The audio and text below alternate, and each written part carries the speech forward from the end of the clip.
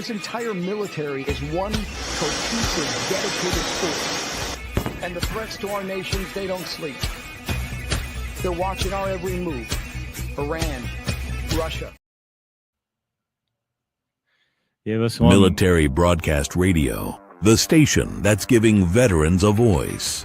Find us on the web at mbradio.us. Think of all that time. Every wait in the winter. All those hours no one else saw. Every sprint in the summer. Think of every sacrifice. Early mornings on the levee. Late nights in the film room. Bus rides to playoff games. Every bump in the road. Every moment of ecstasy. Every moment of doubt. Years wondering, is it all worth it? It's all led to this. Man, I got this. It's a 60-minute drive for a 60-minute game. After all the miles we've traveled, we're almost there. After all the hours we've worked, one more can make us legends. After all that time, this is our time.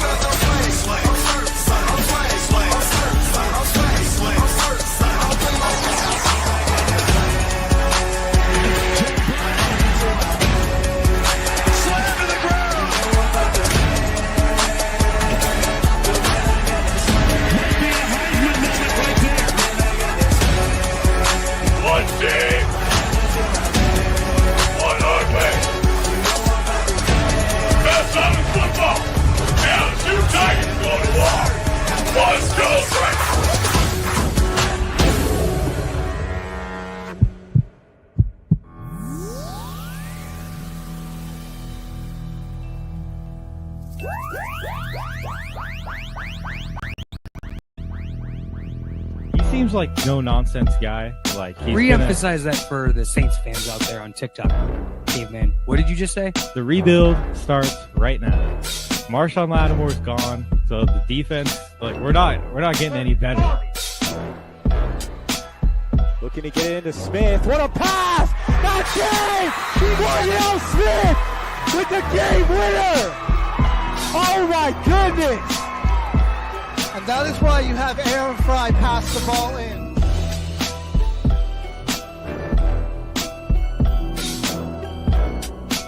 A career year, and like you have you have the best quarterback in the league, arguably the best wide receiver in the league, and you've got the best edge rusher in terms of total sacks this season. And you're 4-7, and your playoff chances are hanging on by it. Let's make it interesting. We're making it interesting. Come on. Give us the freaking home. We'll take it. Oh, goal! Oh, no. Put him in there. Biz back the elbow. Who the heck is that guy? Deflected good, help defense from the Warriors. Oh, what a pass! And Kuminga throws it down! This could be the pass of the year so far. You might watch every game the rest of the season in the NBA. Mr. Announcer guy. So don't you go saying that you're never going to see that. You're such a hater. The station where our veterans' voices are heard. MBR Talk. Hey, thanks for tuning in. Welcome, Quack. Program are those of the speakers and do not necessarily reflect the views or positions of any entities they represent. The web at mbradio.us. You are looking live at Till the Final Whistle, everybody. HG, Caveman, in the house, on the station. That is letting our veterans' voices be heard. mbradio.us. What's going on in the world of sports, you might ask? We got the NBA Finals coming up. the Larry O'Brien Trophy will be given out to either the Indiana Pacers or the Thunder. And we Stanley got Cup. the Edmonton Edmonton Oilers for the Panthers. Rematch of last year. Florida looking to create a dynasty. Edmonton looking to finally bring the cup back to Canada. College World Series is into their super finals. Soon we'll have a champion in that as well. And we got the final coming up in the softball World Series. It's going to be Texas Tech versus Texas. Who Texas Tech's been on kind of a run, or an insane run in this tournament. The road that they've taken to get here has honestly been really tough. They're the 12 seed. They're going to play in a lot of higher seeded teams. Yeah, and they knocked off the powerhouse Oklahoma, who we thought was going to win it all. I mean, you had like the Today Show. They were talking about how Oklahoma built a powerhouse. I mean, this was supposed to be like a very special team, and a scrappy Rebels team took them down. Now they got a shot for the whole thing. So Battle of Texas, the Queens of Texas is who this is going to crown, basically. I kind of want to go with the underdog here. Wow, go with Texas Tech. Root for Texas, man. Or Texas Tech. I mean, yeah, let's just go with them. The underdogs. It'd be cool to see them win this. Yeah, I don't think anybody that's would have predicted this in the college softball world with all these teams in the tournaments. I'd love to see it. Good underdog story here. Yeah, both of these schools actually knocked out Oklahoma. Sooners had to come back and rally through the elimination bracket in this one. They had to go through Ole Miss and they had to beat Oregon to come back into the winner's bracket for Texas Tech. Ultimately, though, I'm going with Red Raiders right here. I'm going with Texas Tech. Let's go Red Raiders. I think that's the fun pick. Over on the men's bracket here, into the super finals. So Region 1 in Louisville, you got the Cardinal hosting the Miami Hurricanes.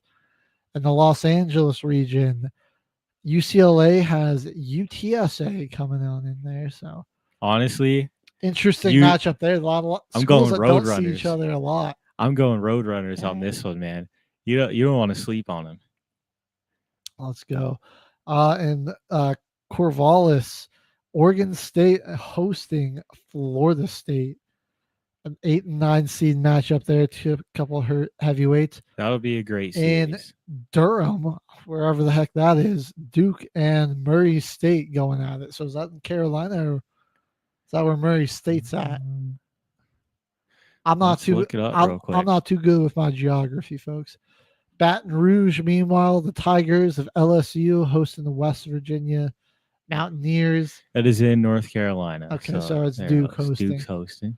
And Chapel Hill, that one I do know is in North Carolina. Will be hosted by the Tar Heels. Tar Heels taking on Arizona, who, again, I don't want to sleep on them because they kind of ran this Eugene regional in this first bracket right here. Beat Cal Poly, knocked out 14-4 against Utah Valley, and then the final game against Cal Poly was 14-0.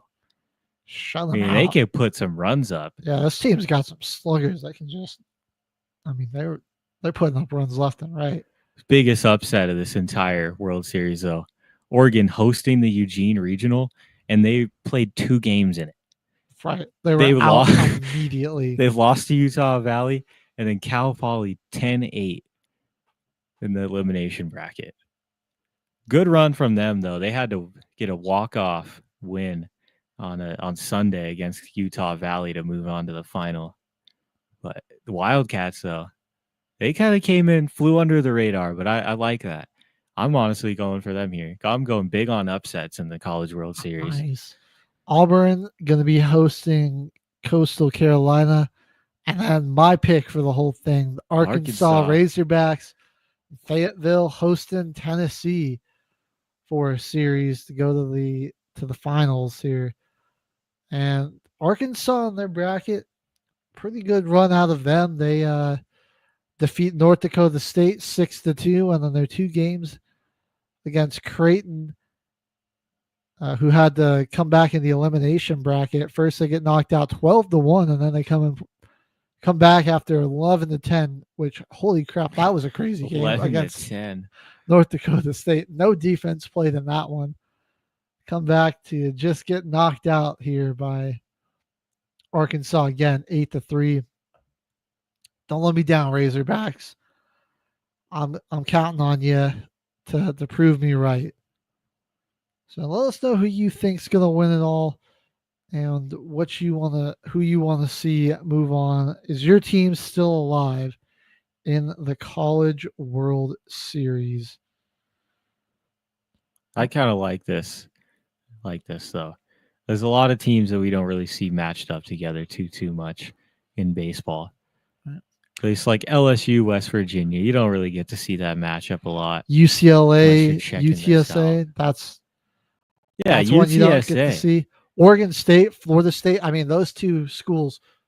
I mean, across almost the couldn't country possibly get further from each other. Yeah. It's literally opposite ends, and one's on like the top northwest, while the other's on the bottom or near the bottom southeast. It's so they're so far apart. UNC, Arizona. That's obviously another interesting one. Auburn, Coastal Carolina. You get some cool classic rival in conference rivalries though as well. Arkansas, Tennessee, ACC matchup between Louisville, Florida, or Miami rather.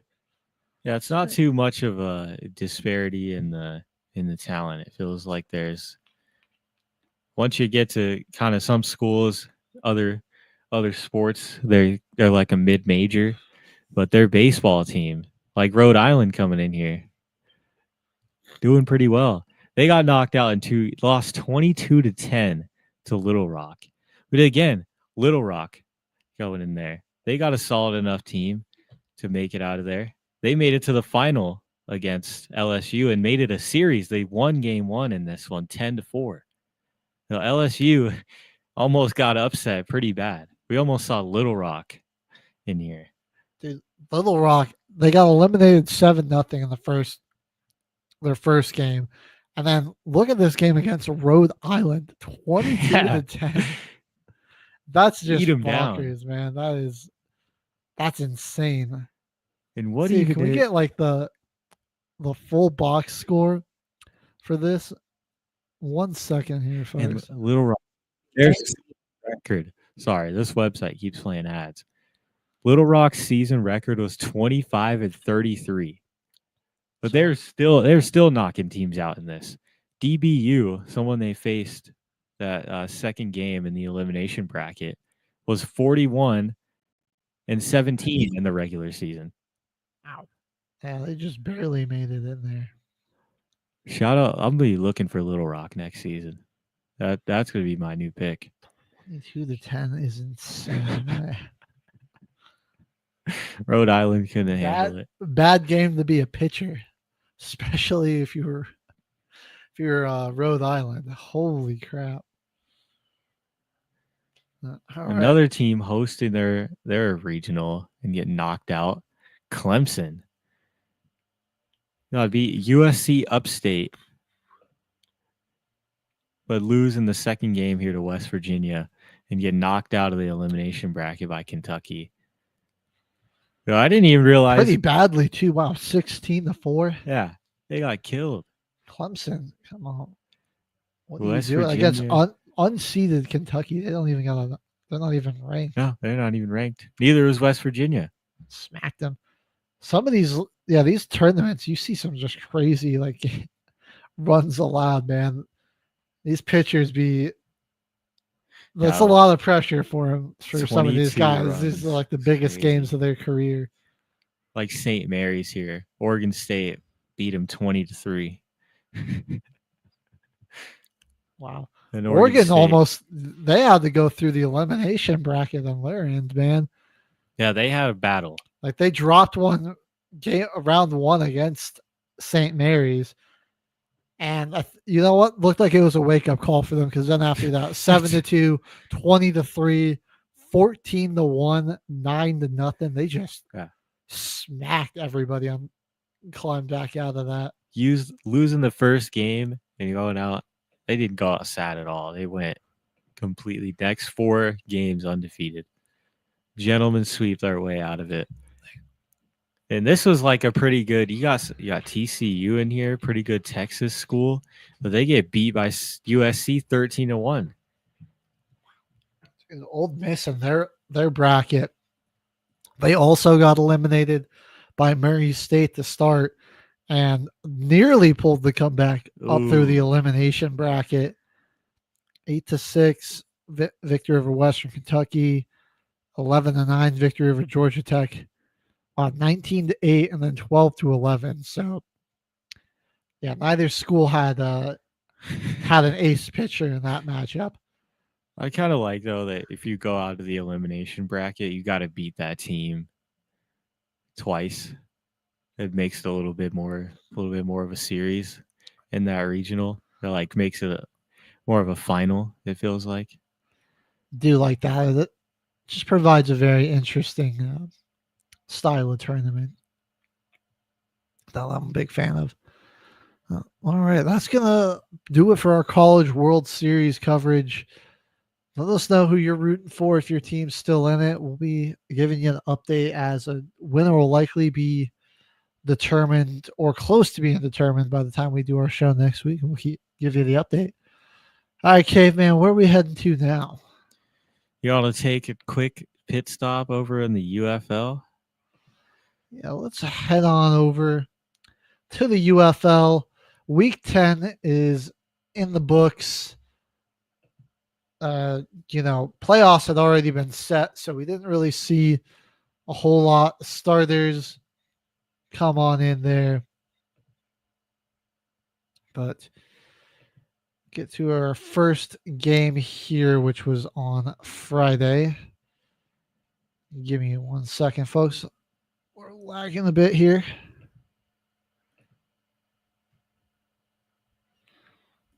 Oh, yeah. We almost got hit by straight EMP in here. I got it going up now here. Finally got the website loaded. Here we go. Week 10, Jeez. First game was the Battlehawks and Defenders, and a just gross, ugly defensive battle. Neither squad had either of their starters playing, interestingly enough. Apparently their seeding, don't exactly remember what they said the ruling was for that, but for some reason, whether the Defenders won or lost this game, the Battlehawks would still be above them. So they do their seeding a little bit differently. Their tiebreakers that is very different. So, yeah, a touchdown in the safety in the first half. Follow that up by another score from the Battlehawks, or rather 2 field goals from the Battlehawks going into halftime. And then zeros until Birmingham got a late score. And then nothing else, or not Birmingham, DC got a late score. And then nothing else really happened in that game. Yeah, Brandon Silvers and Mike DeLeo and at quarterback. No starters played in this one except for Hakeem Butler was in for like a play or two. Same with Ja'Cour Pearson. And even though it was mostly backups there on that Battlehawks defense, they still locked stuff down. Got 3 sacks on the day. Almost had an interception, got dropped it, but did force a fumble. So this is the starters sat out this week, but this will be the rematch here in our conference finals. It'll be the Battlehawks and the Defenders squaring off again for a chance to go to the championship. That's the first game of our week. Then as we head on over to our second game. For the Panthers, again, week where no starters really played for either team. Kind of just gave the Roughnecks a little confidence booster to end the season there. Yeah. We had Rocky Lombardi coming in this game. Throwing 8 for 18, 61 yards. Dude, awesome name, though. What Rocky awesome Lombardi name. is pretty sick. That was the guy I wanted us to start in the offseason, but he's one of our younger dudes. He's got the least experience out of the three. Right. I mean, a solid game overall. I mean, If if you're a Roughnecks fan, this gotta is a pretty win. solid game. Not really a great game out of Jalen McClellan, 17 of 31 for 193. Their offense really just benefited from some shorter fields at times. Again, this is a real, slow game. Wasn't the most exciting week of football. We're gonna be honest. A lot of fumbles, a lot of punts, a lot of field goals in this game. I mean, just looking at the drive chart for the freaking Houston Roughnecks, they got kickoff, fumble, punt, kickoff, touchdown, field goal, punt, turnover on downs, 2 punts, and then it's the end of the game. Yeah. So Panthers, obviously, they're resting their starters. They'll be ready to go next week when they we got to play the Birmingham. Stallions. We got to play Birmingham. We got a tough game next week. That'll be a tough one. If you're Houston, looking to upgrade your offensive line and maybe find a guy that can be, an elite or just a good pass rusher for you. They never really had anybody at that. Yeah, they will definitely Jalen McClellan come back? Is that who you want as your quarterback next year? That'll be a question. I mean, I think they'll probably roll with him, as it'll just be easier than trying to replace him, and maybe just try to get him another weapon or two, and a guy that could be an honest number one running back. That's what I felt. It was week after Roughnecks week, gotta figure it out. Is it Merritt? Is it Lingard? And it really wasn't either of them, honestly. Like 51 yards rushing in this game. They won the football game. Yeah. 51 yards rushing. What wasn't a whole lot that either team did running the football. Well, a brutal, brutal season ends for the San Antonio Brahmas as we come to our third game here. Man, what a fall off this team had. They were like 8-2, 7-3, something like that last year. They're going to finish the season 1-9. Yeah, they fall in a pretty convincing fashion to Arlington, who finishes 5-5 on the year. It is 20-3 at halftime. This game was over, and you could see it on both sides where Arlington had an explosion in the second half where they scored 20 points. Where they scored 20 points, 2 touchdowns, 2 field goals. Game was over then, and they just. And you're just running the ball and taking time off the clock for an entire half. Arlington's just looking to get out of there with a win. Birmingham was just hoping that mercifully their season would end.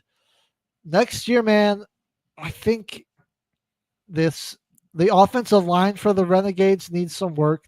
Luis Perez did some of their losses. He was just under siege. Getting sacked every play. Right. And then I think they just need a couple more guys in the secondary. Really, I liked some of the production of the defensive line. Next season, we could really see the Renegades be, I think just a couple of the right pieces, they could really be a juggernaut squad too. I mean, they've got an ability to put up points, put up yardages. Perez, I think, has been a top 3, He's pretty good. Just in terms of production, at least. The wins haven't really been there, but production wise, I mean, he produces a lot of numbers, a lot of yards. So you got your quarterback there. You just got to really build around him. Sal Cannella, somebody to kind of go alongside him. We just never really saw somebody consistent at the wide receiver group, but you got a good tight end there. Winstead, maybe he could be that guy, but I would honestly just more prefer you try to bring somebody else in because you got time in the off season, dude. For the Brahmas, I really don't even know where to. They're full blown rebuild. Where do you go? It's full blown rebuild. Honestly, I feel like anything that they can get going into this offseason, because this wasn't too different of a team.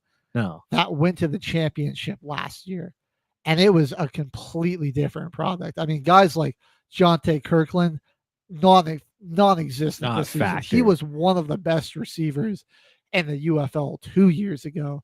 This year, Yeah. just gone.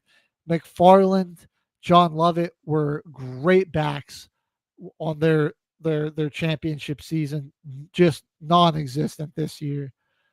I don't know. I mean, I think it's just going to have to start with a complete coaching staff overhaul. That's probably honestly Maybe should front be the office. start. I think that's where you got to start. And Because it had to have been something like other than it couldn't just be.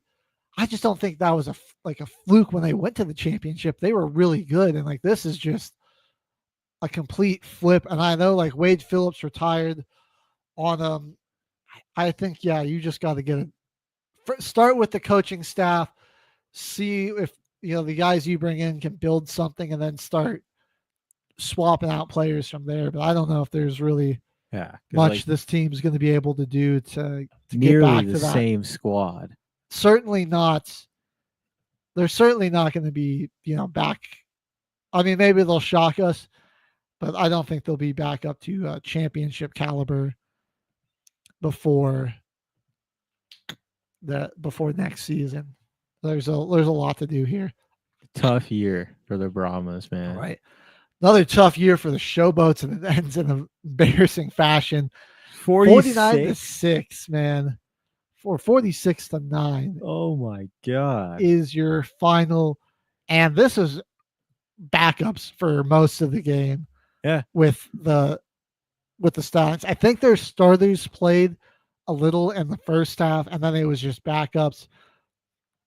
They had an incredible pick six that made it on the ESPN's top 10. Where the guy that caught it, blanking on his name, number 20, fakes the pitch, just snatches this guy's ankles, and then he houses it. They were just domination by the Stallions. That's a lot of confidence. They only had 9 drives in this game. A lot of confidence going into your next game, which is going to be in the playoffs. So 9 drives. They scored on every single drive except for the final one, or they were just chewing the clock out. Final 4 minutes of the game. I mean, they had less drives than the Showboats too. And it was just they just marched it down the field every time. Got whatever they wanted, played at exactly the pace they wanted, put the ball in the end zone or between the uprights every time. I mean, there's 2 pick sixes in this game because none of their drives started from an interception. They have 3 drives that started from a punt, but there's two Showboats drives that result in an interception. Right. There's 2 pick sixes. Dresser punts, win. Oh my God. 2 picks, 13-24. Yeah, I don't think he's your answer there.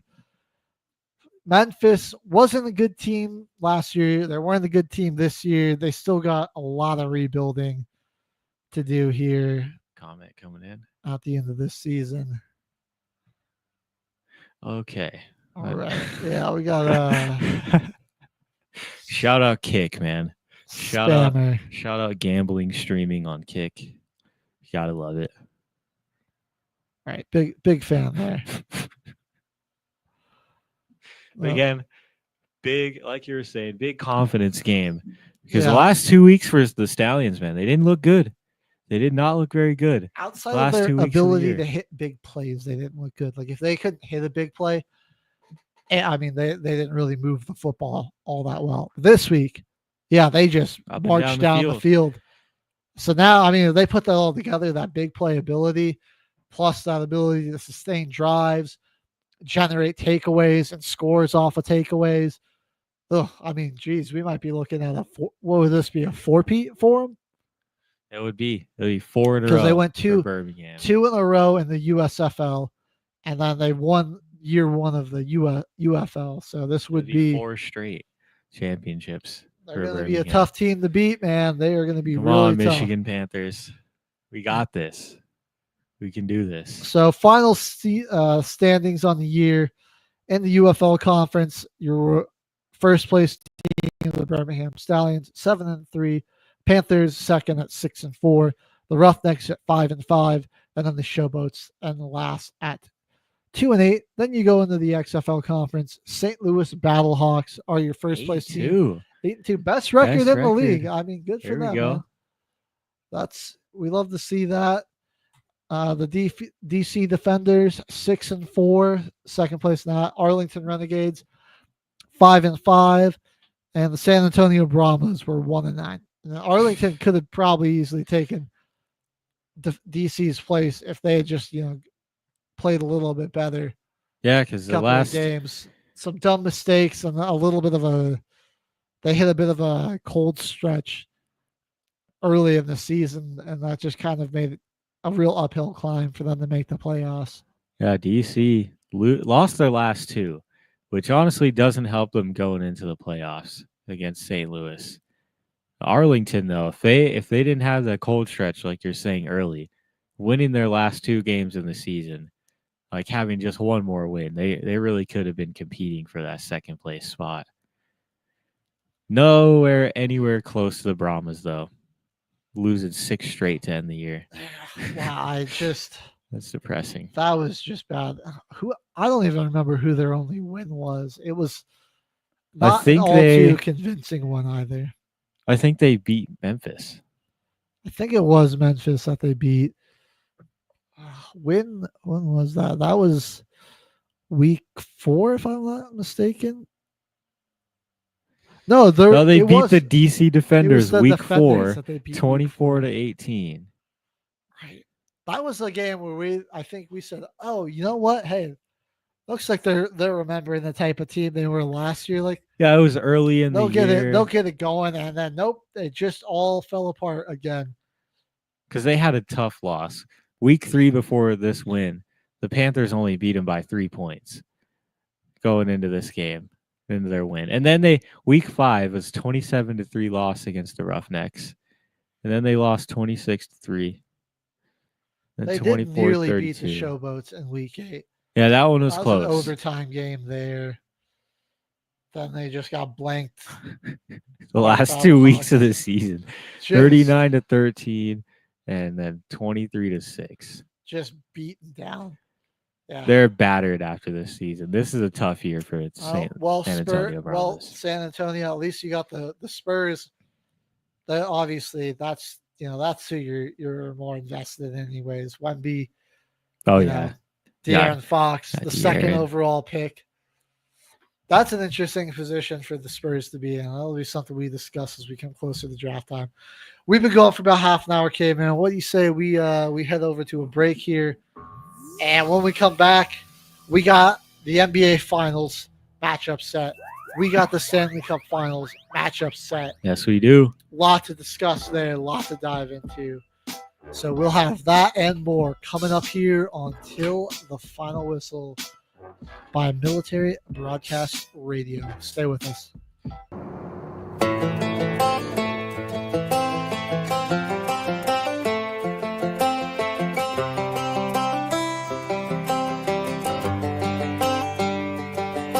It's the guts and it's the glory. 100 stripes, 100 stories. It's the Pledge of Allegiance on the 4th of July. It's them handwritten letters from home. It's them sleepless nights alone. It's his newborn baby he left with his wife. Mr. Red, White, and Blue, lay down, here's a line. Mr. Red, White, and Blue, for these stars and stripes. Hey.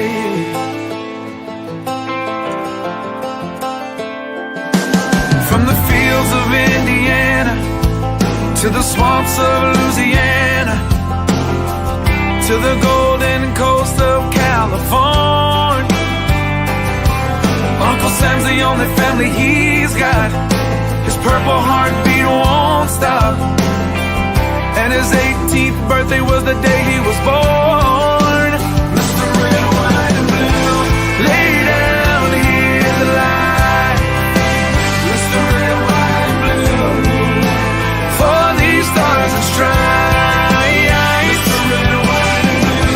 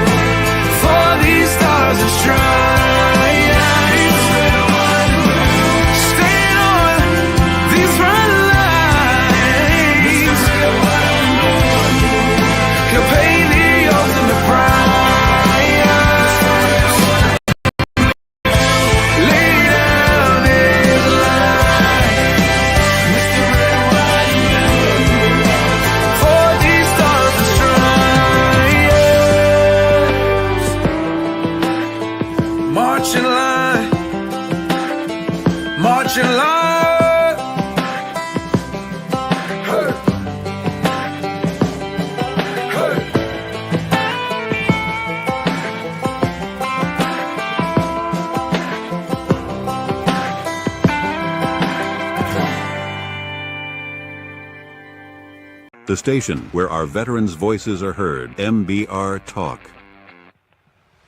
Hey, thanks for tuning in. Welcome, Quack. Program are those of the speakers and do not necessarily reflect the views or positions of any entities they represent. The web at mbradio.com. You are looking live, everyone, till the final whistle. Back in the house. We finished up our coverage of the College World Series for softball and baseball. UFL Week 10, they're headed into their playoffs. We got those matchups out of the way. And now we got some champions that are ready to be crowned. Where do we want to start? Honestly, I feel like we got to take a look over here at the rematch. Right. Because should we cover these final games of each conference series and just what happened to these teams that fell to the Panthers and the Oilers? I mean, on the Western Conference side, I think the Dallas Stars what happened completely fell apart. That was a one of the worst collapses by a team I've ever seen. I mean, they fell apart. They couldn't do anything right. They were a team in the entire playoffs that was like they were the best at closing out games. Right. I mean, they went from always being in it to just getting walked over by Edmonton here. This game 5 is the closest game, 6-3. Otherwise, they lost by 5 in game 3. They lost by 3 in game 4. Got shut out 3-0 in game 2. Whatever happened, they looked really good coming into game 1, 6-3 victory. You're like, okay, whatever this is happened going to be a them. series, man. This some big boys going at it, and did they just crumble under the lights? I mean, like some of their stars just. I mean, Miko, what was it, like 8 games now? 7-8 games straight to close out the postseason without a goal. That can't happen. Wyatt Johnston was. I mean, even in the win, he wasn't really that good. Yeah, it was more like there was other guys that were out. Grunland, Marchant, I thought they were pretty. They were very underwhelming rather. Dude, Jake Ottinger, man, he got yanked so early in this. I was hyping him up all postseason, like, damn, that's the best goalie all postseason. And I mean, Edmonton just. Said they held him upside down and shook his pockets loose. They must have been watching the show. They're like, this guy HG's hyping up this dude. Yeah, we're getting in the film room. But he gave up 2 goals early to start game 5, and they just yanked him immediately. I mean, he was out after 7 minutes and 9 seconds into the game. They were like, "You're right. Let's go." I mean, I'm gonna be honest, man. Put our boys, the Avs, in this series. Different story. Right. I'm gonna be honest. Honestly, the Avs would have probably choked at the end of the game, because that's what they did. But that's how they gave the Stars their first series win. But the Jets and the Avs made the freaking Dallas Stars look a lot better than they are. Right. I feel like, because they were closing out games against these 2 teams. Knocked us out in 7, knocked out the Jets in 6. Best team in the conference beat them in 6 games. But like, that's games that like the Avs let slip. Not really in any way that like the Dallas Stars were playing better than the Avalanche. I think with this, it's just we let the game slip out of our hands. What this really proved is that the best team in the West was still the Oilers. Was still the freaking the way Oilers. they went through this postseason too. 6 games against the Kings, who were a higher seed.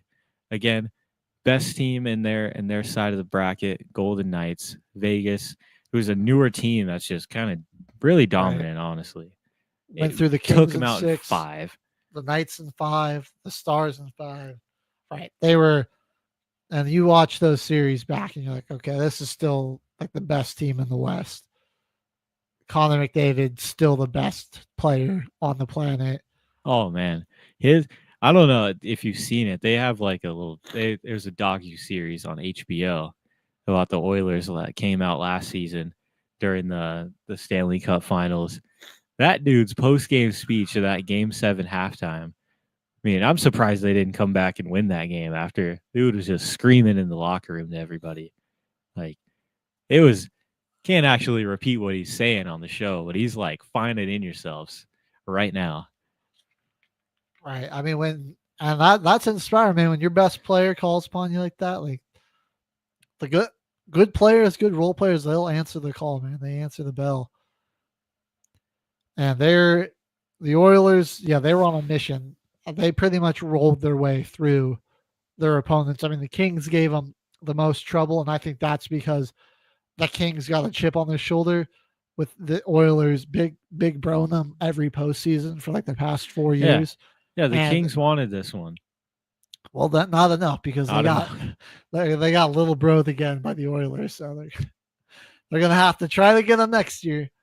This was the fourth straight time Edmonton's knocked the Kings out of the playoffs. Yeah, and I think it's like the fourth straight time in the first round, too. I'll have to look at last year's bracket, but I'm pretty sure they matched up against each other last year. Kings looking a lot better than they were last year as well. Got a higher seed and everything. Still couldn't do it. Florida on the opposite end here. The Panthers, a dynasty. They're kind of brewing, honestly. In the making. Yeah, it's a dynasty that is potentially brewing because they're a very good team. Right. They only had to go. They're so deep, too, man. I mean, Bobrovsky, still one of the best goalies in all of the sport. They've got Seth Jones, Ekbal, Frolsing, Nate Schmidt, Nico Mikola. Like, all those guys are such great defensemen. And then your forwards, your attackers, Verhaeghe, Tkachuk, Rodriguez, Sam Reinhart, Brad Marchand, Sam Bennett, Alexander Barkov. Like the team that they've put together and then been able to maintain is just something special here. Great team that the Panthers got.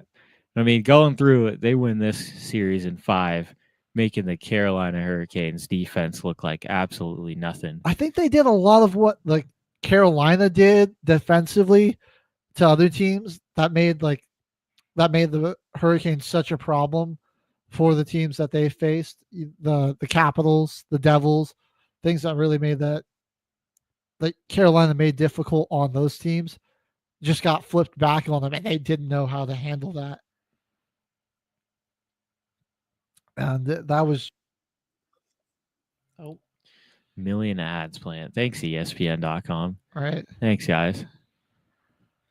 So, third straight Stanley Cup appearance for the Florida Panthers, looking to win back-to-back. But they got one heck of a challenge in front of them. Game 1 tonight. A thirsty Oilers team. I'm honestly gonna. That took them to 7 last year.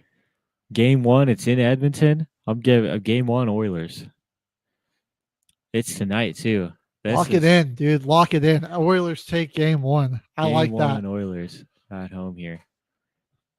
So, where do these teams like? I mean, they just match up super well. I think Florida is better. They've got just more depth on the defenseman side, but I think the Oilers, they've just got better athletes in terms of forwards, man. Like if they can get down the ice, especially skate hard. If Draisaitl and Connor McDavid are on it or going on one, that's nearly impossible to stop.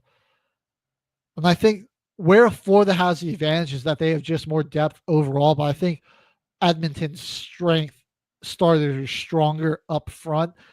And I mean, they're used to going they can go for a long period of time in these games, without a lot of rest. Oh yeah. So that's not a huge issue for them there.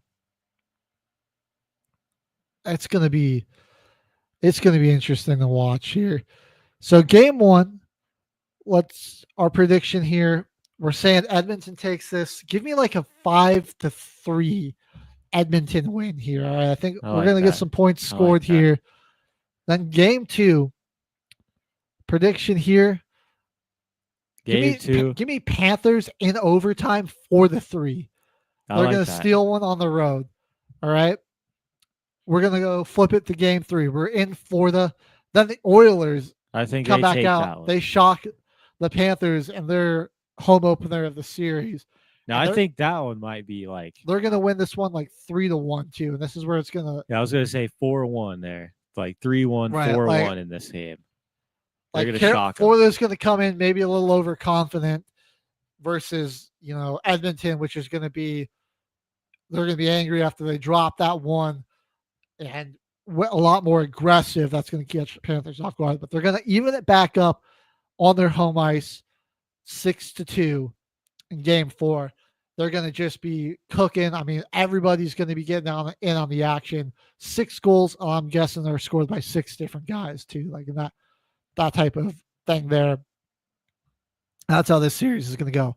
Game 5, we're going to come back to Edmonton and shock the Panthers. They're going to squeak one out here in a hyper defensive matchup, 2-1. I think this like another OT, like last second type of game there, right? You come down to the wire.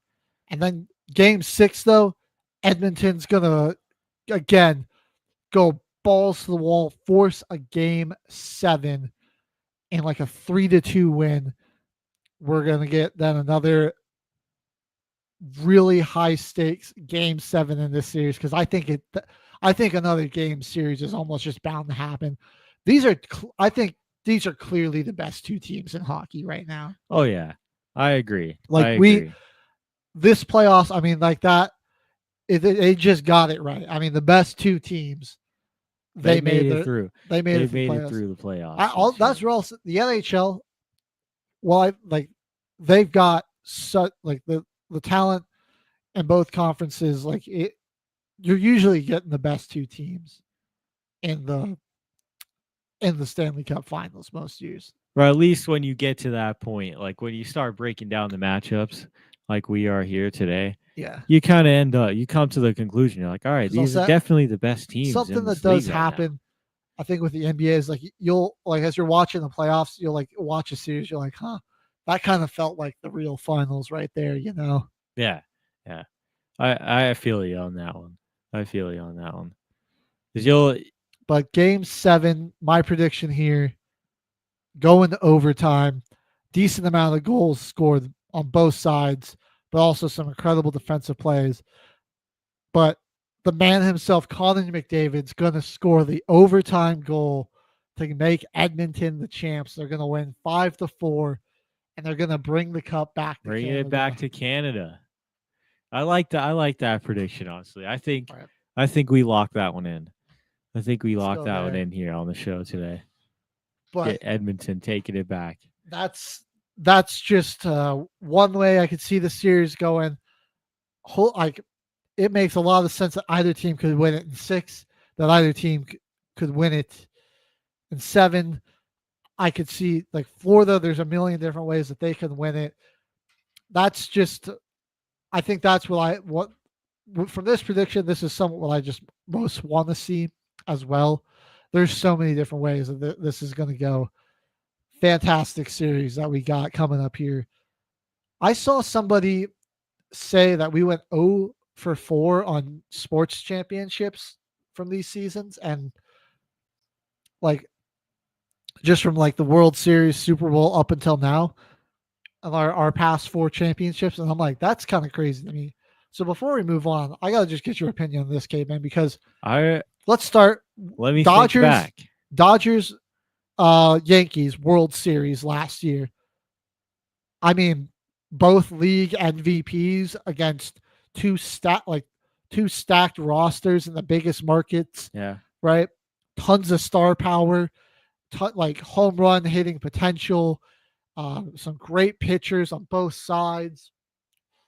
Well, we definitely predicted the Dodgers win that series. Right. I'm like, okay, you can maybe make the argument that's like, it's just like the 2 biggest markets. Like, that's, I guess that's like, you can say it's boring in a sense, because like those are the teams that are supposed to be there, I suppose. But they just got studs all across. Like both of those teams were stacked. Like there were so many good players on there. Like it was like $2 billion rosters going head to head. Like that's the most expensive teams in the league. Right. Like, hey, that's what you want to watch. Like it's okay. It's okay to like that too, you know. Uh, you can be like, it's not as cool because it's not some like homegrown, like scrappy underdog team. I can get that, but I think ultimately that's still a good matchup, regardless of how you feel about big market teams. Then let's go to the Super Bowl.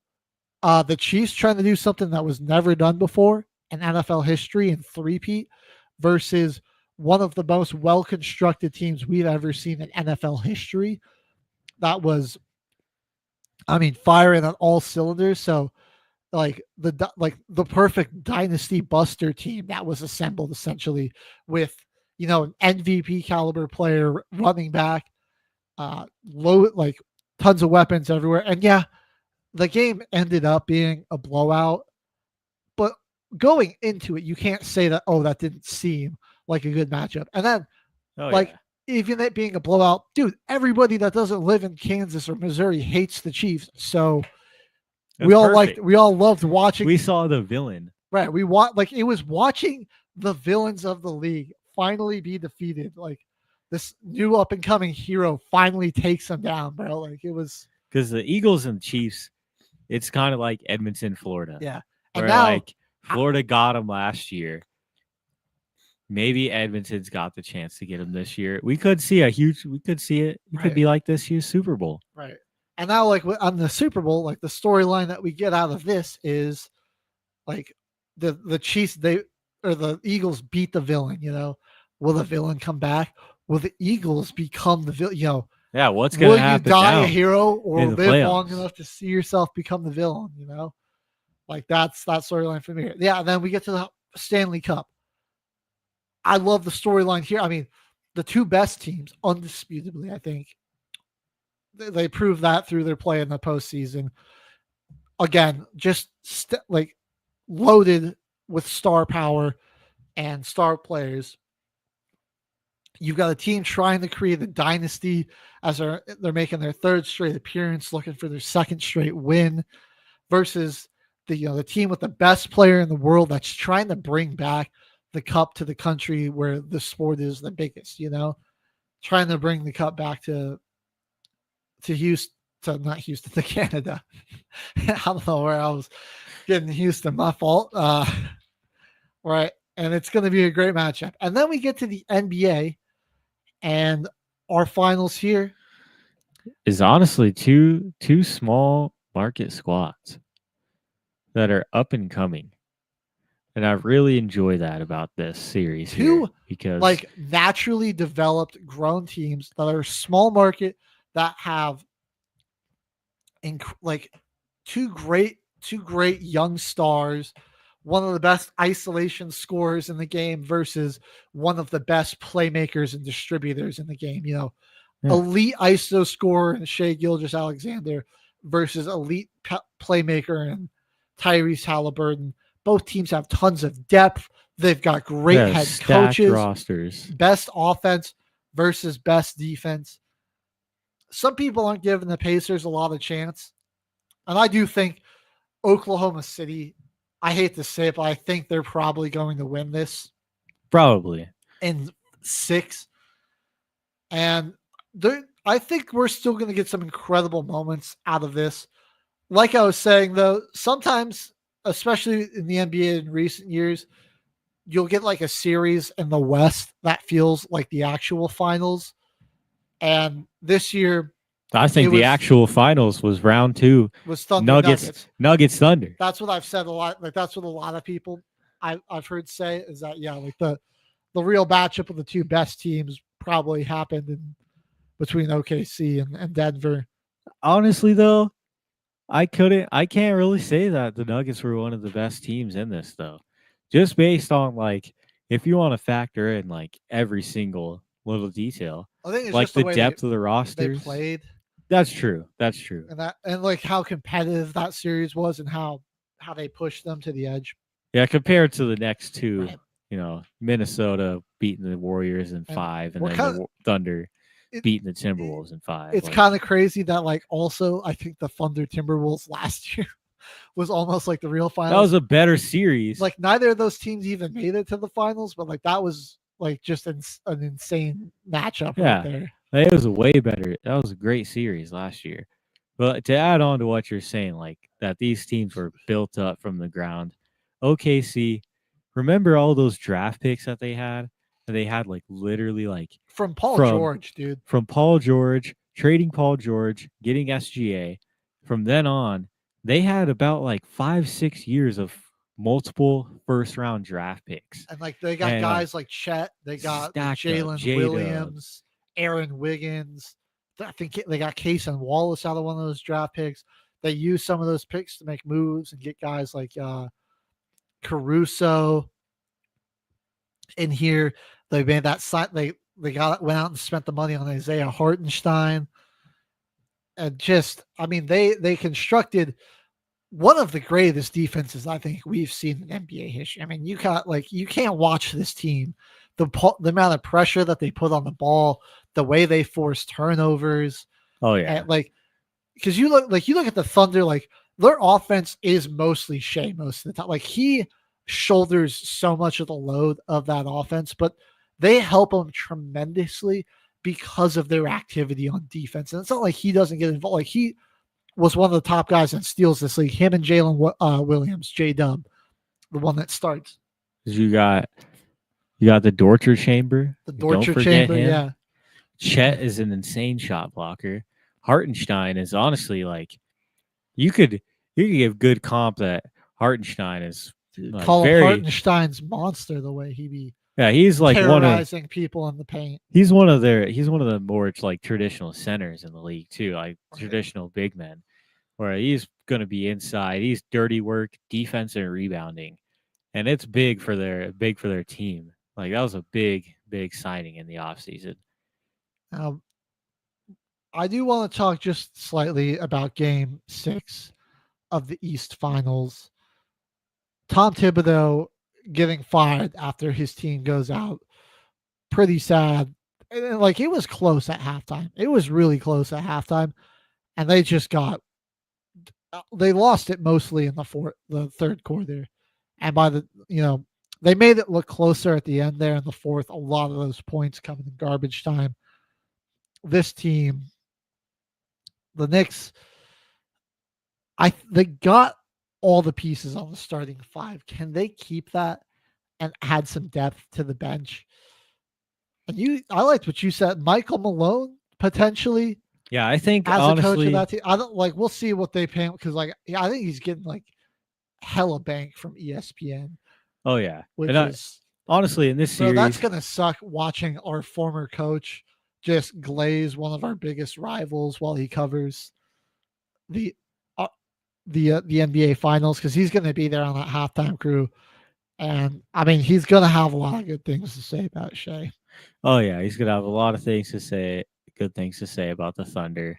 It's gonna suck to watch that, but I mean, that's kind of what was expected to happen, honestly. Yeah. But I mean, for the Knicks in this series, I genuinely feel like they did not play smart at all. And like a lot of this blame should not be shouldered on Tom Thibodeau. I feel like this is kind of a stupid firing. He's been there. He was there 5 years. They made the playoffs 4 out of the 5 seasons. And I'm pretty sure that's back-to-back conference finals appearances. Or no.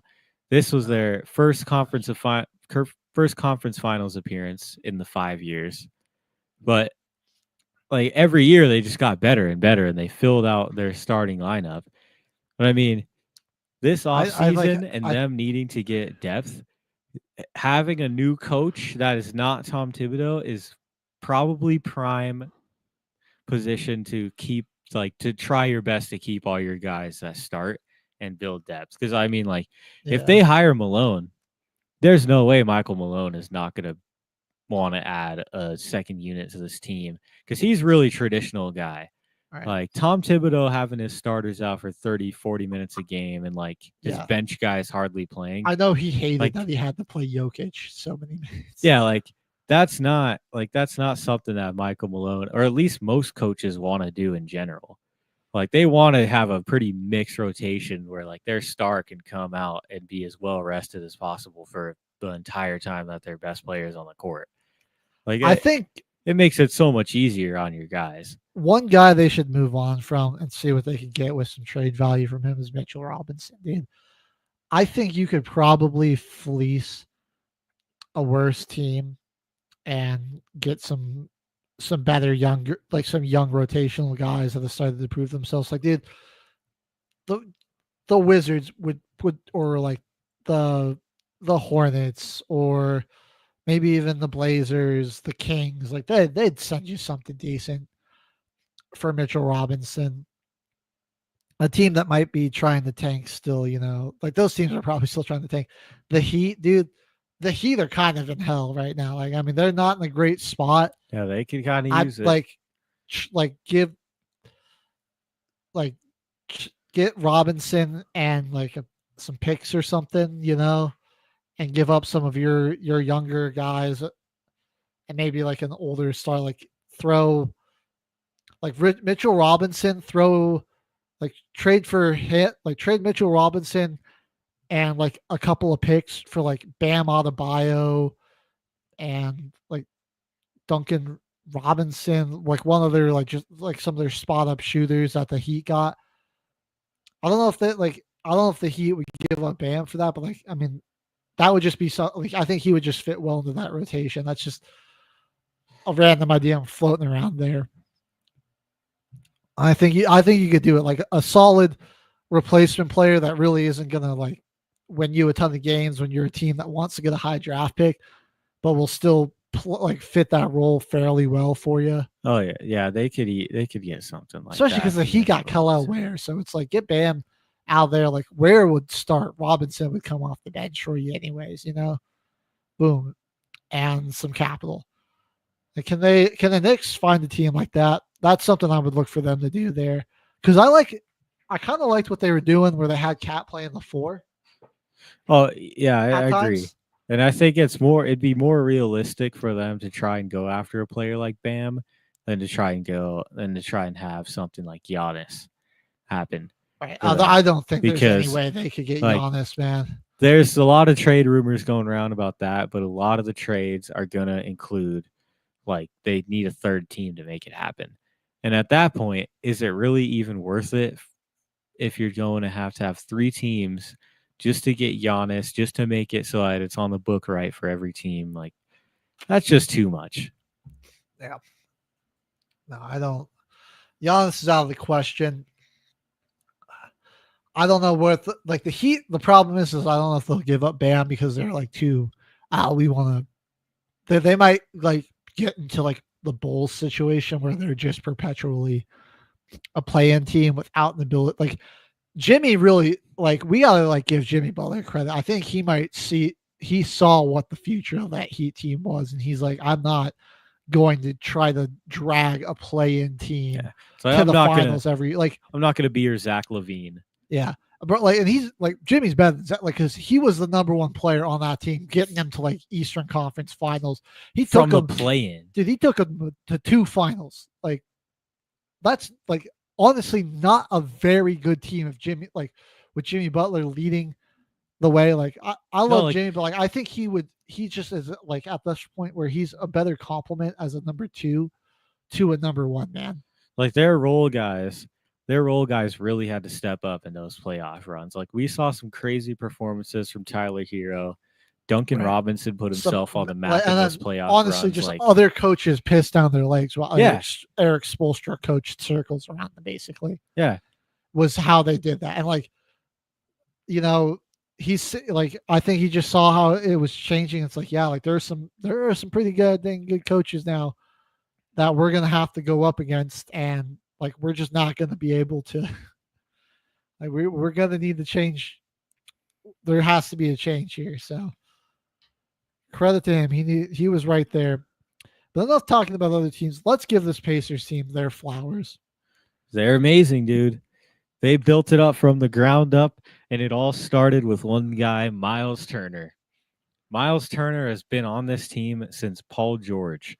That's crazy. He's been so loyal to this squad throughout years and years of trade rumors. So, dude, is Miles Turner going to finally be gone? Right. Is Miles Turner being their biggest trade piece? Right. Heck Like the no. one guy that they're always like, yeah, we'd be willing to ship him off. Like he's the guy that like nobody on this team deserves a ring more than him. Then you got Hallie there as well. They're gonna be in for a real battle because good defense can really slow down good offense, and the Pacers, they like to play fast. Oklahoma City's got the speed to match them pretty fast on defense. And but the way they run their offense, so that slow type of ISO game with Shea, and then they try to play off of that, and like, will he score? Will they move it to somebody else? It's going to slow the game down. So we're going to need to see a lot of activity from them on defense. And I'm looking like guys like Nemhard, Neesmith, even like TJ McConnell, Obi Toppin, Matherin off the bench. Those guys, they need to be very disruptive and like off-ball pests. And I want like some of the things that we're going to need to see from, like, they have to be on another level when it comes to anticipating and picking off passes. Because you got to be ready and for generating the fast break. Halliburton. Halliburton is going to be diming up if you're not anticipating and in those passing lanes. And then Turner and Siakam going to have their hands full inside with, I think Turner's got to guard Chet because Chet's the better scorer over Hartenstein. But Hartenstein, like, it's going to be flip-flop. Like, I think Hartenstein's going to be guarding is going to be guarding now, because I don't think you're going to want Turner on Chet just because Turner might big body him. That would be interesting. Yeah. So I think Turner's going to be guarding Chet, though, just because Chet's got a better ability to score and Turner's the better defender. This is going to be big series for Siakam, honestly. Yeah. Because like you're saying, those matchups, like, more you kind of break it down, I mean, it's favorable for Siakam to, like, fill it up on these dudes. I can't even lie.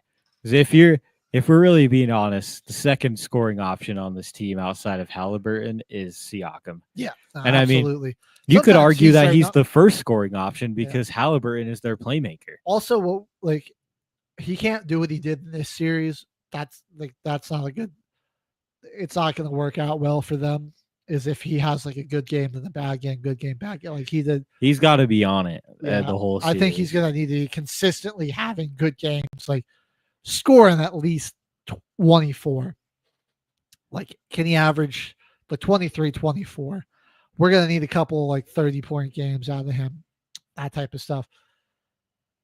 Something that's interesting to watch for here too, Tyrese Halliburton, how he plays versus like when he makes versus when he misses his first shot.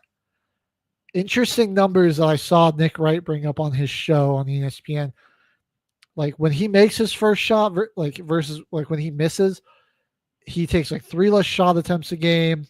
His shooting percentage goes down. His points per game goes down. His 3-point percentage plummets. He really looks to play, make, and distribute more and then try to score. So I don't know, like, can he get that confidence whether he makes or misses his first shot? Like, that doesn't matter. Like, I have to be aggressive and I have to try to score. Because he'll still find people. Like, that's the thing. I think he can't get timid trying to score and look to pass too much. I want him to be a little selfish and be aggressive, because ultimately that's just going to free up his teammates more, is if he's looking to be more aggressive, because you can kind of see those games where he gets timid and he's looking to pass it out more. I mean, like, the defense is just quicker to get back to these other guys and make it tougher on them, you know? Like, he's just got to be aggressive. Well, like, and I don't like, that's what worries me, is like, where is his confidence going to be? He's got definitely a better defender on him here. At least Shea compared to Brunson, you got two completely different sized guys. Right. Like, so I think it's going to be way different. And it's not really going to matter if they switch or, like, the Thunder got a guy that's going to be able to guard them pretty well. Like, whether it be Caruso, whether it be Jalen Williams, Shea, it doesn't matter. Like, they're going to have a good defender on them. Like, even Lou Dort I think Dort's going to end up taking him down the court on him, most of the time.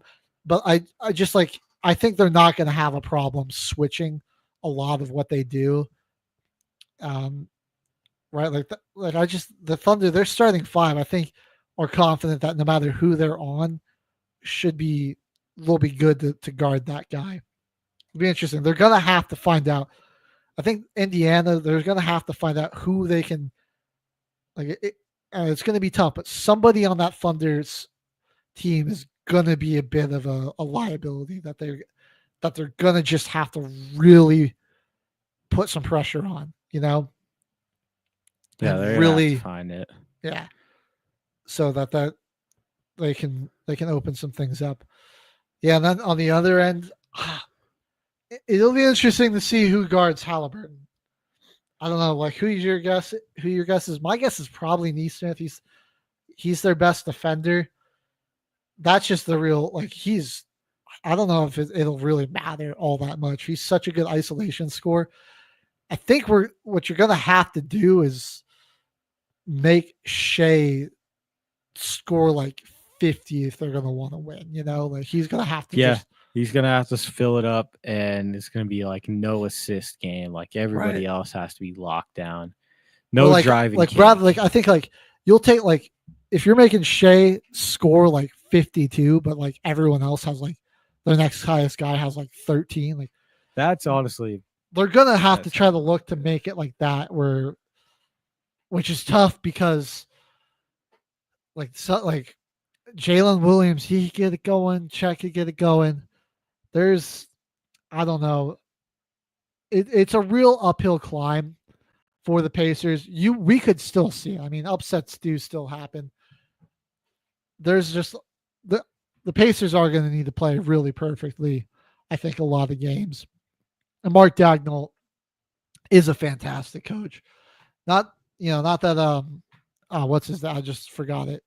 Rick something, the Pacers coach. Rick Carlisle. Rick Carlisle, thank you. I almost said Rick Smits. I'm like, no, that's a former Pacer. That's not who we're talking about.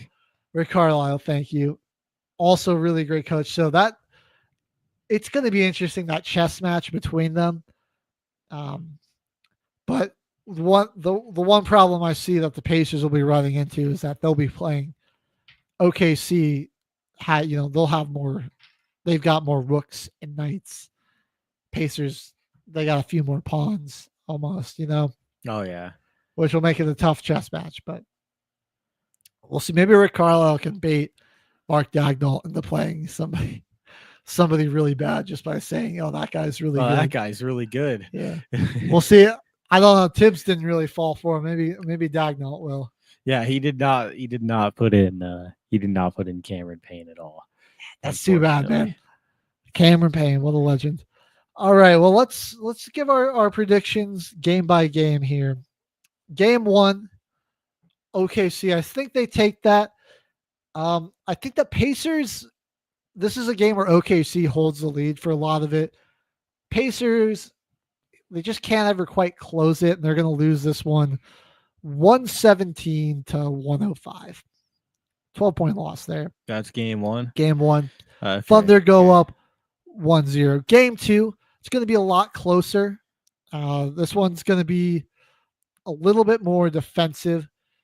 And I think the Thunder, they're going to eke it out here, though. They're going to win 106-103 here. But the Pacers really figure some things out. Game 3, going back to Indiana. Yeah, they go back to Indiana. And they're going to win it. And I think this is going to be a game where this will be one of their best games of the series. They're playing really well in front of their home crowd. Be a big win for them. They're going to win this game 123 to 107. Then we go game 4. And this is where they actually tie the series up. I think they'll tie it up here. And they're going to win this one. It's going to be a lot closer though. They're going to win 112 to 108.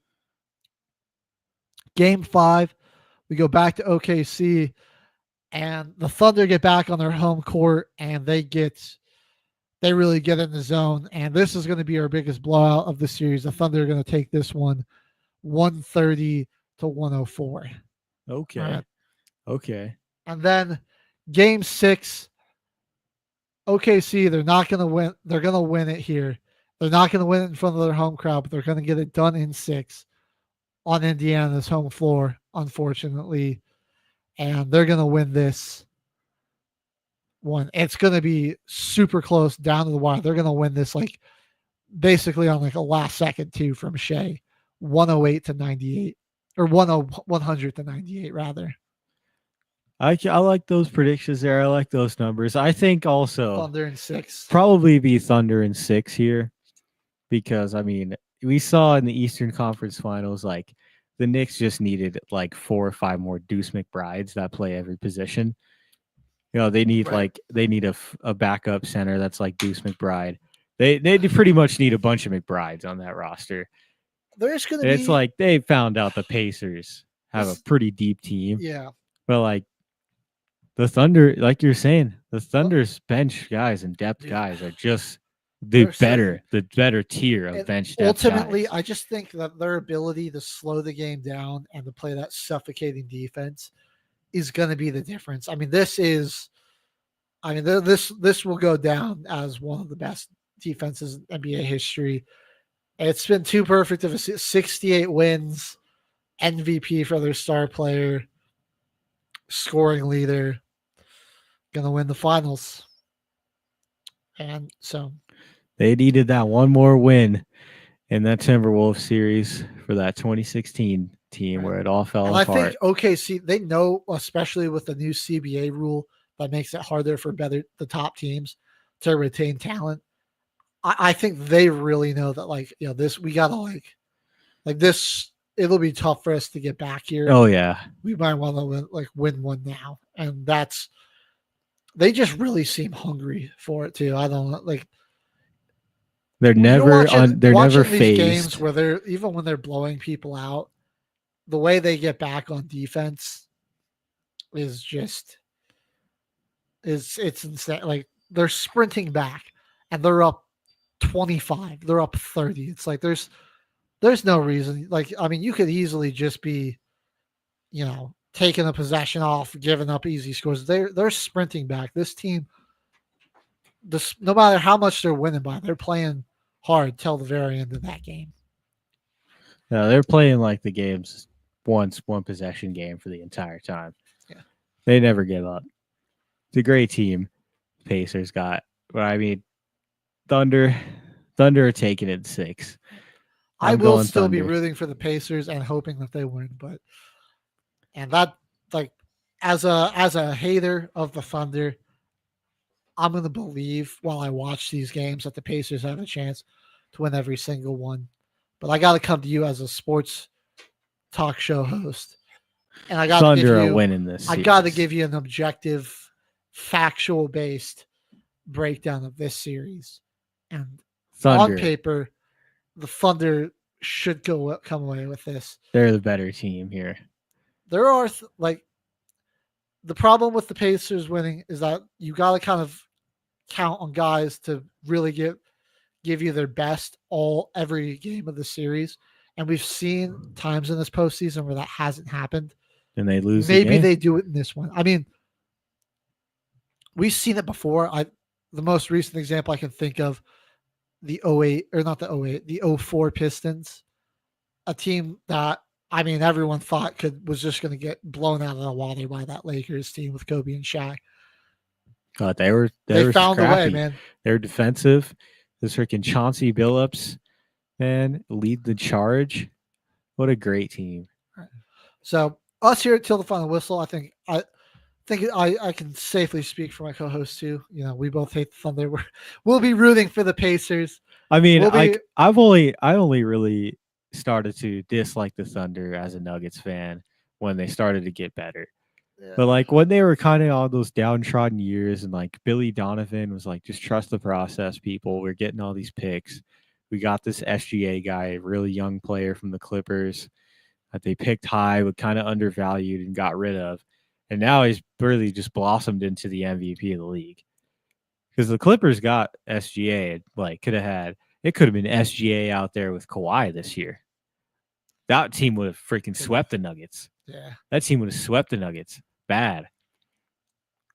Yeah, I don't know if the Clippers would have the way they've run their front office. I don't know if they would have. Yeah, build up a young star. SGA. Heck the way no. The Thunder. The Thunder knew what they're doing. They found, better off with them. Like I don't remember who their GM is. Is it Billy Knight still? Whoever. I think it's still Knight. He just won Executive of the Year. Crystal ball or something. What he saw, what Shea was becoming, what he could be turned into, and put a heck of a team around him. So special team that the Thunder got here. Whoever comes away with this, I think, is a good thing for the NBA. I mean, first of all, our 7th different champion in 7 years. I mean, Adam Silver did exactly what he wanted with this league. He wants parity to be king. He does not. He wants. He's the time of dynasties is over. Like we want fresh faces each year. We want different teams coming up with and getting a chance to shine. And I think it's good. It's good for the sport, man. That's perfect. Either way, dynasties are cool, but they can be frustrating. It's also it's nice to see parity, see variety. People. Especially like those stretches where like it was just the Lakers or it was just LeBron or the Warriors in the finals for basically the entire 2010s. Yeah, for like at least 4 years, 4 or 5 years. That really turned me off of basketball for a while, and I kind of started to get back into it as I saw those teams dissolving. But I was like, I was just like, it was much better. I don't want you just kind of get sick watching the same people. Yeah. It's like now you got a team. This guy, he becomes the 8th player to win MVP and make his first finals. And then you got Indiana Pacers literally they've never made the NBA finals. So this is a little off topic. I was saying the NFL, I think they've got a good balance of how dynasties come and go have been set up where it's like even like hey like the Pats they've gone to a bunch of Super Bowls, but there were also off years in like between, like it wasn't just them every year, and then it wasn't just like another player from like that was also constantly going in there. Like the Patriots made it a lot, but we had some intriguing like Broncos Seahawks, we got Broncos Panthers, we got Ravens Niners, right? Packers Steelers in between there, those Brady years, Steelers Cardinals, just to name a different few. Chiefs, when Brady was still in the league, you got the Chiefs and the 49ers. Then Brady goes to the Bucks, and it's like the Bucks and the Chiefs, and then you get that Burrow and Stafford, Rams, Bengals, Super Bowl, super cool. So that's where I think like the NBA was just like, oh yeah, it was like the same like few group of guys started to go into it every year, and they had to make a change. Whereas at least the NFL, it gets the monotony of a dynasty got broken up a little bit. That's my 2 cents on it. We got a little off topic there. Thunder in 6. We've been going for a while. We'll head to another quick break. When we come back, we were talking about the NFL season. It's the NFL season's coming up. Schedule releases are out. Me and Caveman are going to get a breakdown on some of the best primetime games that we're going to see this year, as well as throw it back to some of our favorite primetime games we've seen in the past. So don't go anywhere. Hype it up. We got more till the final whistle here on Military Broadcast Radio. Stay with us.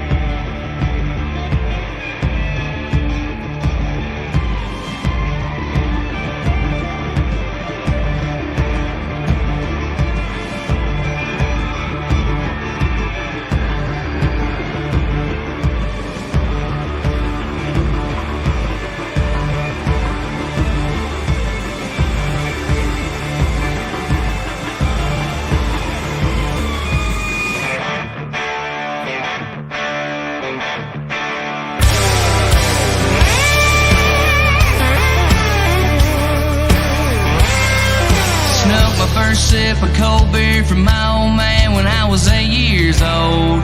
He taught me to cheer for Earnhardt when he put the 24 in the wall. Cave holes popping, cats pulling up a truck line off a no-name road. I can try to change, but I already know I can't help it if my draw's a little too strong. I was raised on cranking up a country song. I was born and bred on a little cornbread in my backwoods style's homegrown. You might think I'm wild and reckless. I can't help it. Learned how to drive in Pops S10 with a 4-speed on the floor. And that brake barrel 410 broke in, shooting them coke cans off the porch. Sitting out back throwing gas on a pine pallet fire with a little bit of smoke. I can try to change, but I already know I can't help it if my draw's a little too strong. I was raised on cranking up a country song. I was born and bred on a little cornbread in my backwoods style's homegrown. You might think I'm wild and reckless. I can't help it.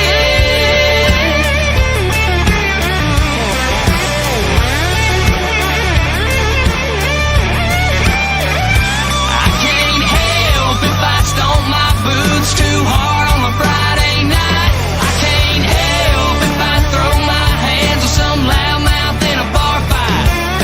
You might think I'm a wild ass redneck.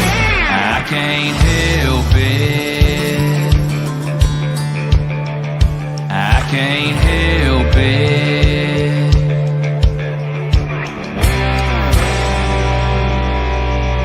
I can't help it if my draw's a little too. I was raised on cranking up a country song. I was born and bred on a little cornbread in my backwoods style's homegrown. You might think I'm wild and reckless. I can't help it. I can't help it.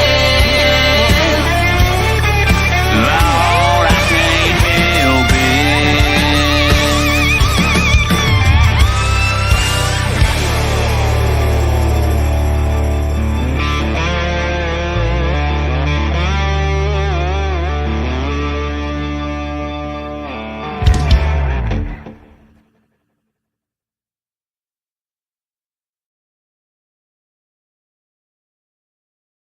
The station where our veterans' voices are heard. MBR Talk.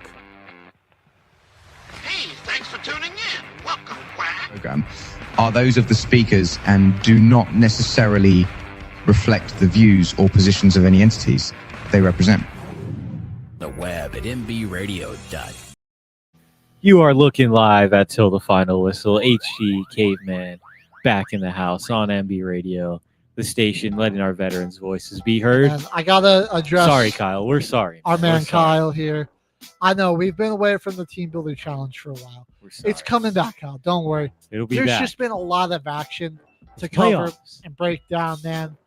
And we just want to. We feel like we wouldn't be doing our due diligence if we didn't, take the time we've been taking to break it down and everything. Once UFL's almost over, NBA and the NHL will be done soon here, and baseball. Playoffs? It's a long Playoffs will season, be over and there isn't going to be, a ton week to week that you're The gonna, Rockies won their first series. that we're going to be. We're not going to be covering. covering much freaking baseball over here, man. The Rockies won as many games since their season started as the Nuggets did in that short time from like May 3rd, I think, is when the season started for MLB. Like early May up until now, the Rockies and the Nuggets have won the same amount of games. Scotty Scheffler had, until they won their 10th game, Scotty Scheffler had as many wins as the Rockies did since May 4th. And then since the end of the MLB season, regular season last year, the Broncos and the Rockies had the same amount of wins until they got their 10th. Because it's garbage. And then they actually won their first Because series, it's garbage. ultimately beating the Marlins. So it only took them till June 3rd to do that. And I'm gonna let the soundboard tell us about how good the Marlins are at baseball. Because it's garbage. Garbage. Literally, the only series that we can win is against arguably one of the other most pathetic franchises in the league. That Rockies Marlins series had tens of people showing up to watch it. That's freaking crazy, dude. Because they're, my gosh, that's a freaking two joke teams playing each other right there. It's one empty stadium in Miami. That's tragic. That's tragic. Yeah, nobody even wanted to be there. I'll be right back, folks. I have to refresh the page. HG's refreshing. He'll be back here. Kyle, don't worry, man. The touchdown challenge will be coming back. We're going to have yardage challenges, career points challenges, all that good stuff coming up for you here. But, okay, man, we got NFL schedule out, and we got some primetime games that we've been eyeing, right? Yes, we do. Yes, we do. There's a pretty good set of them, a good slate of them. Honestly, the Broncos make my list twice. I've got them on here. If we're doing a top 10. A number of times. I think the Broncos got. Maybe call me biased. I don't even think it's biased, man. I need to see that freaking rematch against the Bengals. Oh, that's going to be cinema. I need to see that rematch. Here in Denver now, too. That was easily one of the best games of last season there, too. That overtime. I think where Bo Nix really showed out, too, man. Like, that was his best game as a pro. Sucks that it ended in a loss, but, dude, like that couple of beautiful deep balls. I mean, he just was. Sent the game really to overtime. Looked like a confident and composed quarterback there, and like a guy that you could trust to lead your team down the field when you needed them. Ultimately, wasn't able to get it done, but as a rookie in hostile territory against another elite QB in Joe Burrow, will be a little different here at home. We'll see. You know, that Bengals defense ain't getting any better. Trey Hendrickson still ain't signing. Shamar Stewart, he's holding out on his contract. So that's just tragic, dude. And dude, it's not like it's a money thing or anything. Like he would sign it if they would just remove a clause that would make it easier for them to cut him after like 2 years or right before his contract's up. And which I mean, like he wants to be loyal to the team, dude, and not just get dropped off. You're the 17th overall pick. Like I think you got like at least a shot to not have that language in your contract, especially because the Amarius Mims, who they drafted last year at the 18th pick, that language isn't in the contract. It's like his agent's like, well, let's not like sign this because like if they don't like how you play, they can just drop you out. Get rid of you, cut you, and kind of hang you out to dry before you re-sign. You know, and like that's before terrible. Your contract is up. That's terrible. But I mean, that kind of sets up for kind of a crazy quarterback battle potentially because Joe Burrow, Joe Shiesty is going to get his. Broncos defense is pretty nasty, but you know Burrow proved that he's going to get his week in, week out. He's going to get his numbers. Like man, it's going to be a lot. Like Riley Moss will hopefully be healthy. We're going to have Jahdae Barron, Jaquan McMillan. Levi Wallace won't be touching the field. Like it ain't going to be easy to just throw at whoever's covering T. Higgins or move Jamar Chase somewhere and make Pat Surtain cover T. Higgins. Like it leads a question I had that is a little off topic, but I know injuries can be a problem in the years, but honestly, the Broncos cornerback room is kind of has a good amount of depth now because don't forget about Chris Abrams-Drain. Who's going to be on the bench. He had some good moments there too, bro. But I know injuries exist, but like potential trade value pick, right? Potential trade value guy could be like, in the end of the day, like he's a great player and he could be somewhere to get some playing time. Like injuries happen, but hey, like it could be a trade where he goes somewhere to get some serious minutes and get the Broncos back something pretty good in return. So I don't know. It raises a question there. If they want to keep their depth at the corner position or not. I mean, I've been kind of thinking about that. I think they're probably going to stick with it for this season just because I mean, we kind of got the team. I mean, maybe I like if would be picky, I'd be like maybe I want a little more firepower and offensive weapons. But honestly, I mean, we kept the O line together. Re-signed DJ Jones, Zach Allen still there. We got Nick Bonito, Jonathan Cooper, and then I like those two SEC defensive linemen I drafted. I think like those guys coming in as rotational pieces, like we're not going to have to rely on them a ton, but I think just that LSU dude's nasty. I don't know. Right, That I think free. Q Robinson probably would have gone like first, second round if he didn't get like banged up in his last year, dude. That dude's a freak. Like I had like Alabama fans are like, wow, he like Broncos got the steal of the draft with this dude. They're like Robinson was a dog for us. So, right, like I mean, Marvin Mims, he's kind of got that ability to be that deep threat guy to take the top off of a defense. Cortland Sutton, best contested catch receiver in the NFL, and he's a pretty nasty route runner. I think like you'll see him shake some guys like nasty style. He doesn't have like crazy speed, but like he's a great route runner, big body. I mean, like you put that like and Bo Nix, like accuracy's gotten good. You put that ball in the right place. This guy's with good potential too in the receiver room. Like honestly, Pat Bryant too. It doesn't sound bad to say. On me, dude. He could potentially be the wide receiver too. I can't even lie. His route running is really solid. Yeah, dude. Like he doesn't really need like that quick of a burst of speed I to saw create separation either. Theo Ash. He's good. He wanted to highlight some of Pat Bryant's tape at Illinois, and I'm like, okay, I can kind of see the vision there. Maybe there were some guys that I would have preferred more, but like I'm still I'm seeing the vision more from Sean Payton, and yeah, like I'm RJ Harvey. I'm excited for. I think like that one will probably. I think fun. Like we're going to be most successful is like we're going to have like this 2 to like 3-headed backfield monster in the backfield of like Jaleel McLaughlin really proved himself. I think so. I think he'll get plenty of touches. Audric Estime, RJ Harvey. 3 young backs. Give him a chance. None of these guys are super big. Estime is going to probably give you the most power, and then Harvey, Jaleel, their pass catching, their speed, their shiftiness in space will have a lot for us. I'm expecting freaking like Sean Payton to start throwing in the hat because the next game I actually wanted to talk about because I think we got a pretty cool home opener this year. Maybe 2011 had a pretty crazy home opener as well.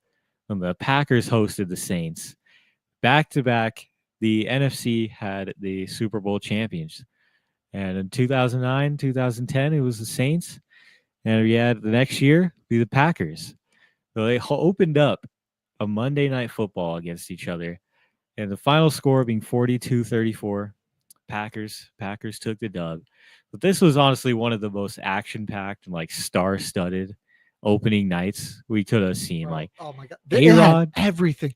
There was a special teams touchdown. Was it? There was 2. There was 2. Both teams ran a kick back.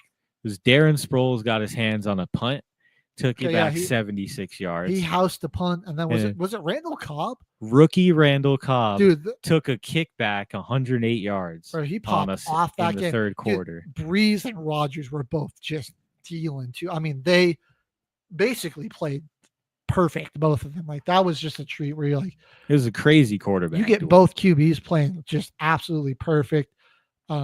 Lance Moore, man, he was on the team at that point too, right?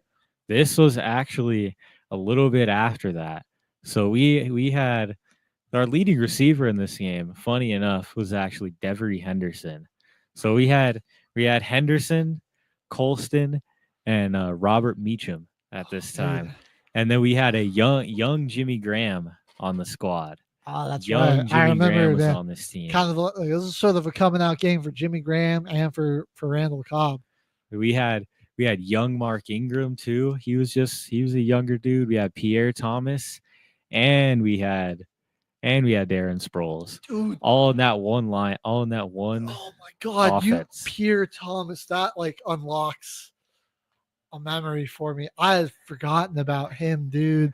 Our offense. Shout out Pierre Thomas, yeah. And the other side too, it's freaking A-Rod, Jordy Nelson, Greg Jennings, Randall Cobb was a rookie, They had freaking picked up Jermichael Finley from the Saints. Was Donald in that Driver offseason after we won the Super Bowl? Was Donald Driver still on this team? Not on this one. No, not on this squad. No. But dude, I mean, it's Greg Jennings, Jordy Nelson. That's just an absolute dirty combo. And then you had Randall Cobb, and they had freaking big Jonathan Starks. Oh yeah, oh yeah. You already know. We're talking about a game that we lost. Come on now. Come on now. But Packers had freaking Jonathan Starks and Jonathan Kuhn was their fullback. If you remember Jonathan Kuhn, freaking big white dude on the Packers, number 41, I think. He wore number 30. I could never forget Jonathan Kuhn. 30? Dude, I love a good fullback, bro. So like Jonathan Kuhn, he kind of started that for me. Like, bro, like a dog at the fullback position. Like the reason I'm like, I always love guys like that is because of Jonathan Kuhn, man. He was like my first love in terms of fullbacks. Bro. He's a dog. He was fun to watch, dude. I loved it. The crazy thing about this game too is that Aaron Rodgers, let's check his stats here: 27 to 35, 312 yards and 3 touchdowns. All 3 touchdowns were in the first quarter. So they're up 21-7 going to the second quarter. All the rest of their points scored was from two rushing touchdowns and that a Randall Cobb taking it to the crib on us. Rookie Randall Cobb. That was the crazy part. Watching the highlights back of this game, they're like the second round pick, dude, first showing. He gets his first Lambeau leap. The kids these days will never know just how good Randall Cobb was, which is kind of crazy to say because he was pretty good throughout the 2010s. I just think he fell off a cliff so sharply, and it's like now like newer fans that are just like starting to get into it, like that are younger, are just gonna remember him being washed up. It's tough because he was electric as well. Yeah, okay, man. Great pick though for a good throwback. That was a good opening night game. Yeah, both teams coming off Super Bowl wins. Packers, an insane run that season too. Honestly, they were always just really great in the regular season when they had A-Rod. They would kill everybody. But I wish Jibby was here to talk about that game with me because I already know he knows. He knows. You know what? Let me put you on the 1-2. This was 2017. I don't remember the exact day or exact week. Late in the season. It was a December game. It was here in Mile High, man. Sunday Night Football, Chiefs, Broncos, and Trevor Siemian was our quarterback, dude. And this game went down to, like, literally came down to the final seconds of overtime. It was insane, back and forth. I mean, there was big plays. I mean, Siemian had probably the best game of his career. I don't know his stat line, but dude, he was slinging it. I know he had over 300 yards. He had like a bomb to Emmanuel Sanders, Alex Smith. I think this was the start of the Mahomes era.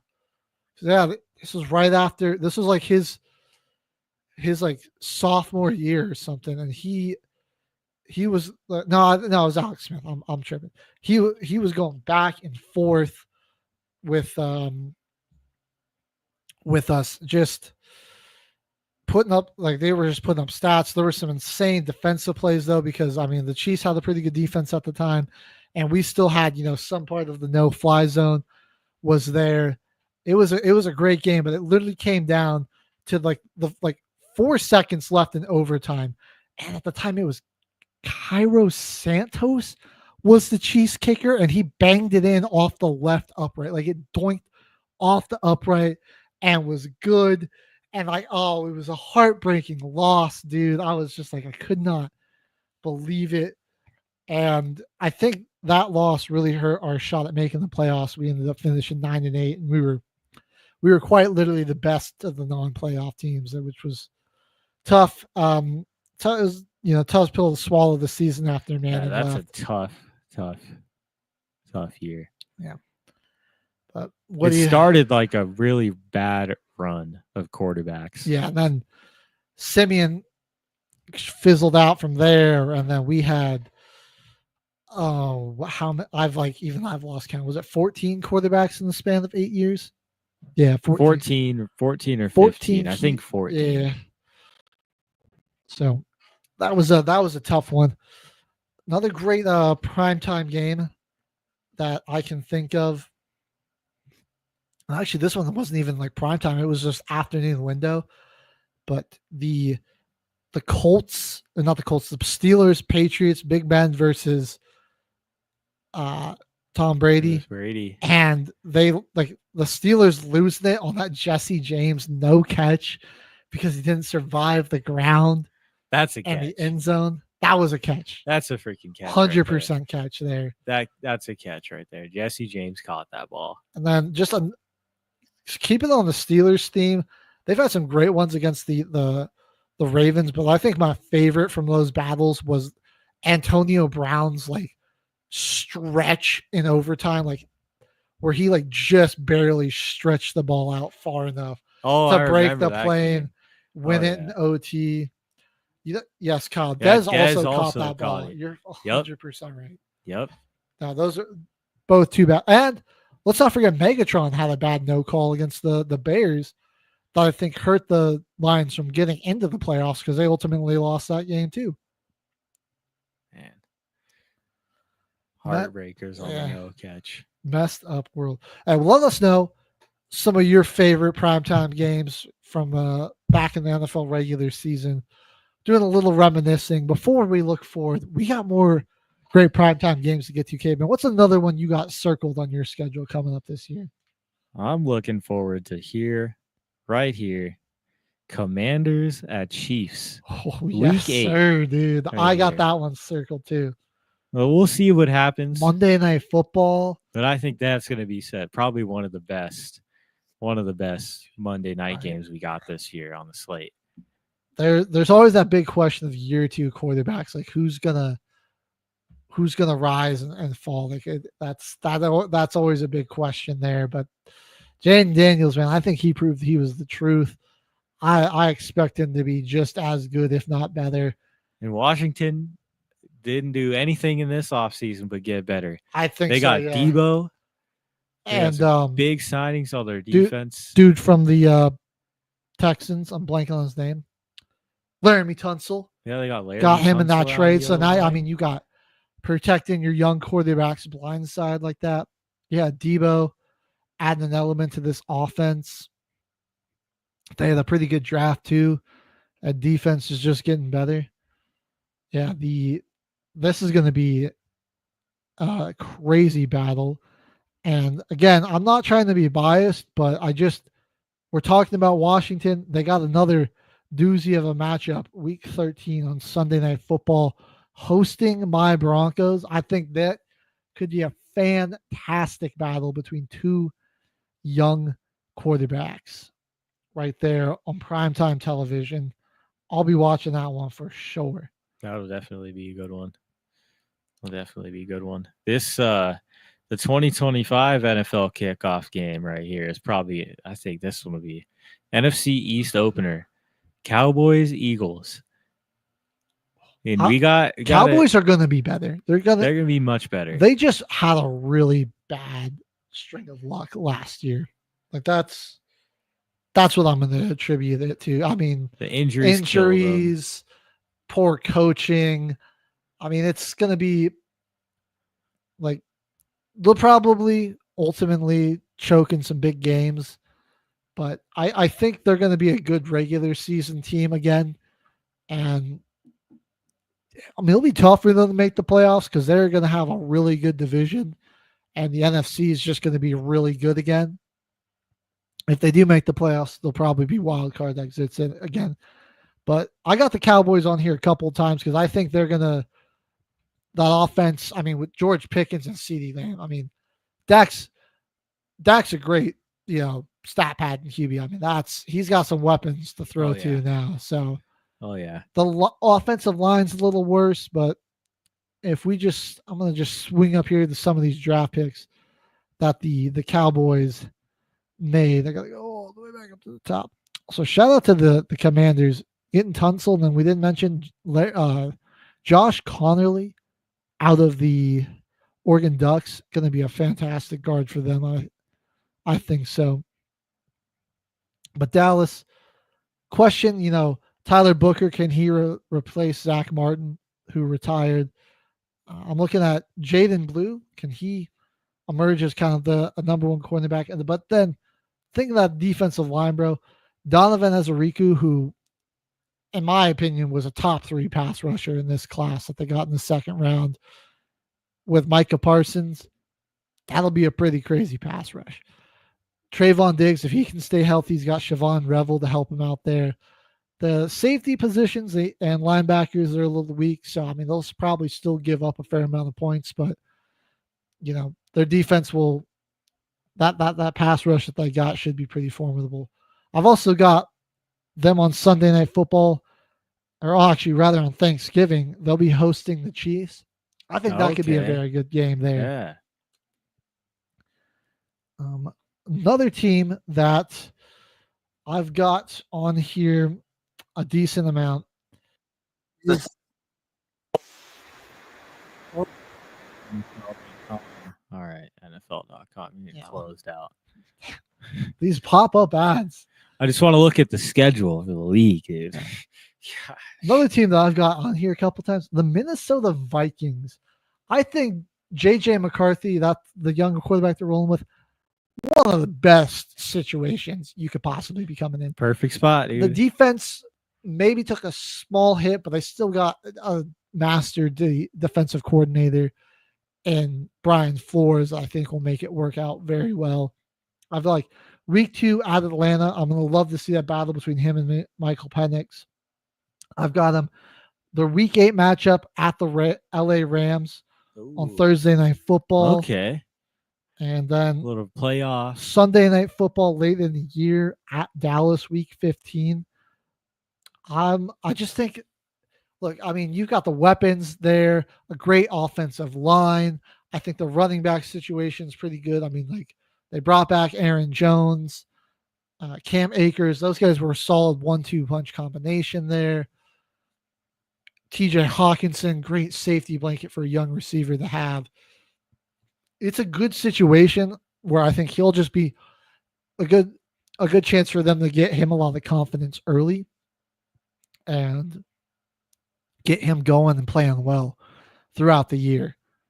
And just Justin Jefferson, if he's got even like a semi-competent quarterback, even not really, bro. Like, he had Nick Mullins tossing him the rock at the end of the 23 season, and he was just cooking people. So that won't be a problem. I think Minnesota's a team that's going to be a lot of fun. All JJ's got to do is just not play bad to the point where they feel like they got to sub in Daniel Jones. Just don't make us watch Danny Dimes. If we get to that point, if they get that desperate, I don't think JJ's going to be that bad with a coach like Kevin O'Connell there too. Yeah, there's no way.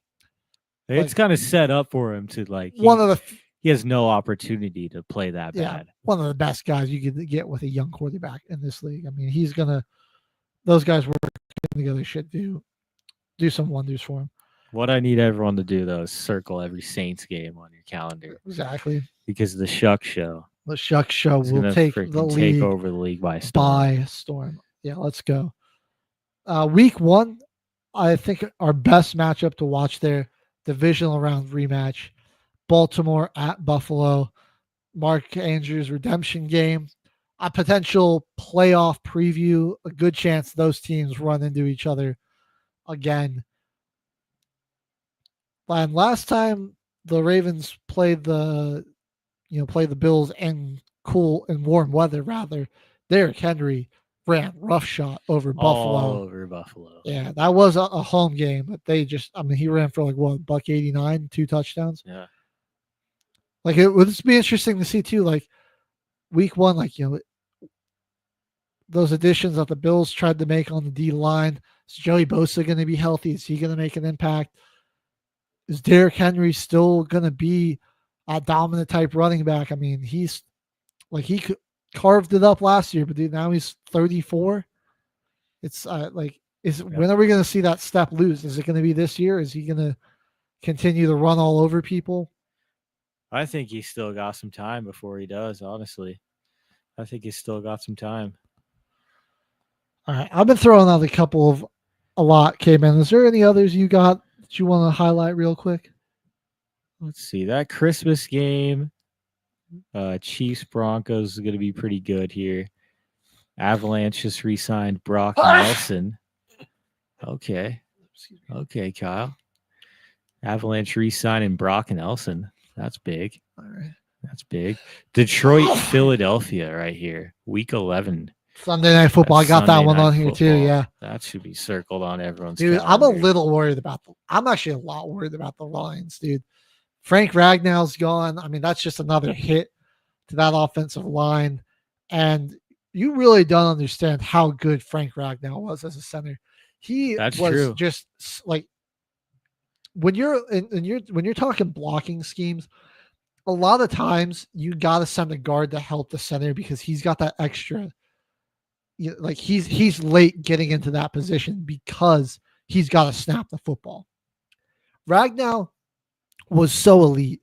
Like that's why an elite center is just hard to is one of the best things you can have in the NFL because he could snap that ball and not need any guard help and still win his assignment most of the time. And that would really allow the guards to shift out to the tackles and